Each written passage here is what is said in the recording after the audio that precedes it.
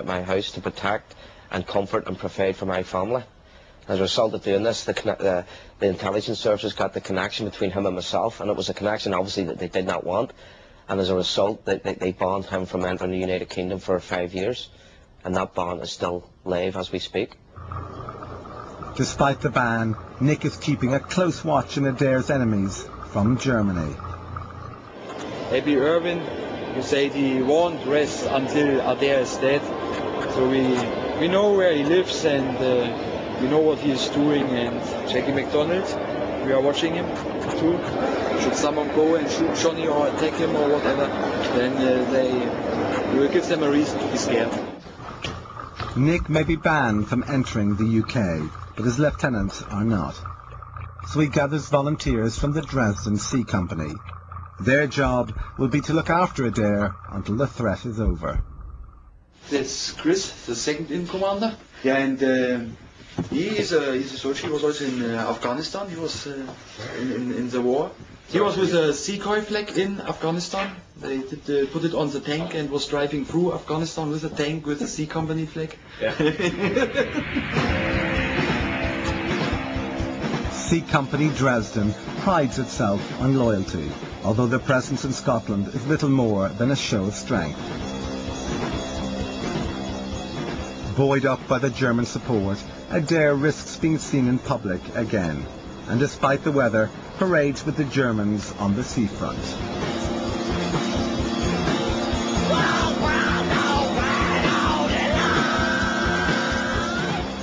You're prepared to put your lives up protecting mine, and I will, without a doubt, return the favour to each and every one of you. I can feel great strength and loyalty from you. That's priceless.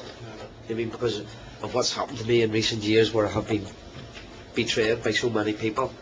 It's good now that I can feel a sense of true loyalty and security. We found here something that is what is a role model. Yeah, we found something, someone who is loyal to the things he defends, and we need this model for our life. We need this because we are a younger generation. I'm so excited and proud that people as far away as Germany is now sitting here with me today and saying to me that I am a role model for you, and that makes me feel really, really, really proud. To entertain the Germans, Adair takes them to play war games in the woods. Adair has no problem targeting unprotected civilians.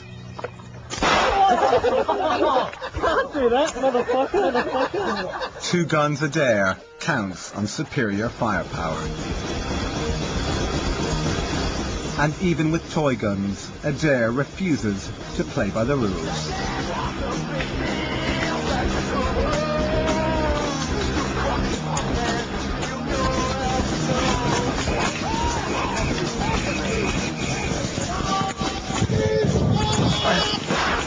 Despite numerous hits, Adair refuses to die. Finally, out of ammunition, Adair calls it a day. The Germans win the battle unscathed, but Adair is left bleeding from the neck. Direct hit to the enemy as a result of leading from the front, which sent me dramatically back into the trenches, where I took another several blows to the body, which put me in the trenches indefinitely.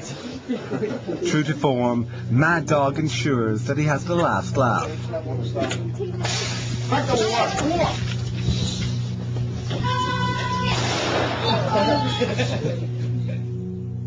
With the games over, the Germans have bigger problems to discuss. They suspect the police have infiltrated their organization. They decide to ask Adair how best to deal with these agents. The paramilitary groups such as the UVF and the UDA, if they unearthed a person who you would term as unloyal, the ultimate penalty for that was death. Back home there's been scores of people who betrayed their organisations who were brutally murdered, tortured, interrogated, stripped naked and hooded and shot dead and left on a lonely country road. Yes, if there's someone who is not loyal, then yes, there would be a punishment, but we don't want to beat this person or something like that, or kill him, or for example, or something like that. That's what they did do to them, and no sympathy for them. They're over 21 and they know what they're doing. It happens in all conflicts. That's what the MI5s are for. That's what special branches are for, to recruit agents, to be paid to tell secrets. You live and learn, and you learn by your mistakes. We don't want to make so many mistakes. It's not surprising that the Germans have attracted attention from the police. A British terrorist has teamed up with a former Nazi, and the two are preparing for a future together.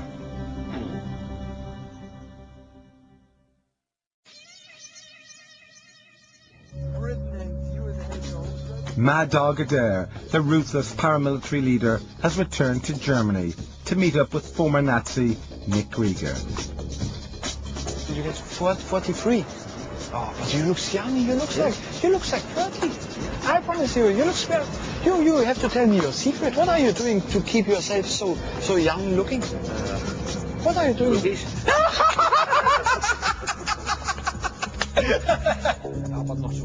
They are both looking for a purpose in a world that has left them behind. Just out of prison for bomb making, Nick claims to have renounced his Nazi past and become a born-again Christian. I woke up at night and I got this vision, you have to go to Uganda. I don't know where it was coming from. And the next day I received this rosary, and it was just like a sign. Hoping to atone for his past, Nick has plans to build an orphanage in war-torn Uganda. He wants to name it after Adair's terrorist cell, C Company, and he's keen to get Johnny involved. Yeah, but we have to think about the future. Yeah. So there's no easy way, no way back to Belfast. I can't do a step in Germany without being watched. We will come to Uganda. Of course. I go in March. I check out everything, and when it's safe, then I call you. And yeah, you have to come. It's danger. Yeah, I'm sure you have been in more dangerous situations before, so you will also survive Uganda. Nick believes that Adair, who has survived numerous attempts on his life, would be the perfect partner in this high-risk venture. You're like the Highlanders. They have to cut your head off if they want to kill you. Yeah, they shoot you and shoot you and shoot you in the head, and you are still alive, so they have to cut your head off. Perhaps Nick's conversion is sincere, but there may be more to his plans than just an orphanage. When last in Africa, he says he was involved in arms dealing and had dabbled in blood diamonds. Nick had even sent samples to Adair's house. When I was in 2004 to visit Johnny's family, there was 3 friends of me from Namibia. They came to UK and they have been in Johnny's house. They have been diamond dealers, and they had a big load raw diamonds with them. But we couldn't get a deal. He was in jail. Yeah, so I have good contacts to USA and South Africa and to a lot of different peoples, you know. Nick's contacts later turned out to include the Russian mafia and warlords from the Congo, unlikely partners in the orphanage project. Or Uganda. I'm not sure if we get out in one piece. You don't know what danger you're at, for God's sake. In Uganda, I will show you what dangerous is. Nick, keen to get out of Germany, will form the Advanced Party. Some of my former victims recognize me, so it's also a little bit dangerous for me to move in Berlin, because many people know me, and I'm very controversial, discussed in Berlin. The night before he leaves, Nick has one final mission. I will be in an area where there's still civil war, so I will have no time for women.